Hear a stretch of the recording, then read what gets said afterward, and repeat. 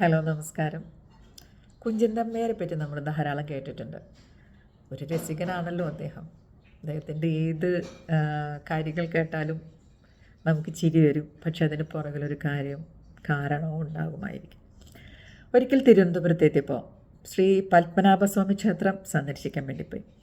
അവിടെ എത്തിയപ്പോൾ അവിടുത്തെ ഒരു മേൽശാന്തി നമ്പിയായിരുന്നു, അമ്പലവാസിയായിരുന്നു. അപ്പോൾ മുഖപരിചയമില്ലാത്ത കുഞ്ചൻ നമ്പ്യാരെ കണ്ടപ്പോൾ മേൽശാന്തി ചോദിച്ചു, നിങ്ങളാരാ? അപ്പോൾ കുഞ്ചൻ നമ്പ്യാർ പ്രാദേശിക ഭാഷയിൽ കുഞ്ഞൻ നമ്പ്യാർ എന്നുള്ളതിന് പകരം നമ്പ്യാർ എന്നും മറുപടി പറഞ്ഞു. നമ്മുടെ പ്രാദേശിക ഭാഷയിൽ നമ്മൾ അങ്ങനെ കുറച്ച് ലോപിപ്പിച്ചൊക്കെ പറയുമല്ലോ, നമ്പ്യാർ എന്ന് പറഞ്ഞു. മേൽശാന്തി വിചാരിച്ചു, ഞാൻ ആരെന്ന് ചോദിച്ചപ്പോൾ നമ്പി ആരെന്ന് ഇങ്ങോട്ട് ചോദിച്ചത് അതത്ര പന്തിയുള്ള കാര്യമല്ലല്ലോ എന്ന് വിചാരിച്ച അയാൾക്ക് ദേഷ്യം വന്നു. അയാളത് മഹാരാജാവിനെ അറിയിച്ചു. മഹാരാജാവ് കുഞ്ചൻ നമ്പ്യാരെ വിളിച്ച് വരുത്തി കുഞ്ചൻ നമ്പ്യാരോട് ചോദിച്ചു, എന്താണ് ഉണ്ടായത്? അപ്പോൾ കുഞ്ചൻ നമ്പ്യാർ ഒരു ശ്ലോകത്തിൽ ഉത്തരം പറഞ്ഞു.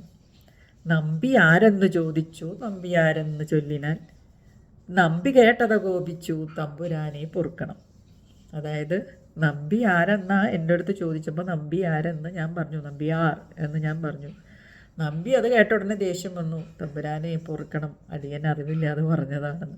അപ്പോൾ ഓരോ കാര്യത്തിലും ഇതുപോലെ തമാശകൾ നിറഞ്ഞതായിരിക്കും കുഞ്ചൻ നമ്പ്യാരുടെ കവിതാശകലങ്ങളും ശ്ലോകങ്ങളും സംസാരങ്ങളും.